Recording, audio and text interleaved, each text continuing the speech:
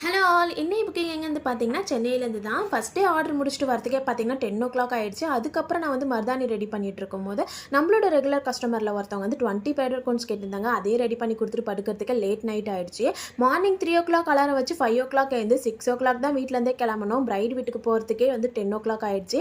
என்ன இவ்வளோ லேட்டாக வந்திருக்கீங்களேன்னு சொல்லிட்டு கொஞ்சம் கூட முகசுரிவு இல்லாமல் சிரிச்ச முகத்தோட டீ கொடுத்து நம்மளை வெல்கம் பண்ணியிருந்தாங்க. இவங்க என்ன புக் பண்ணும் போதே சொல்லிட்டாங்க அவங்களுக்கு வந்து பீகாக் எலஃபண்ட்டு ரொம்ப பிடிக்கும், அந்த தீம் வச்சு மெஹந்தி போடுங்கன்னு சொல்லியிருந்தாங்க. அதேமாரி போட்டு கொடுத்தாச்சு.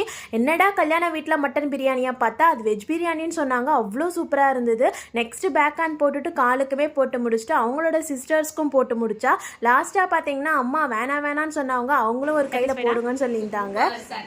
தேங்க்யூ.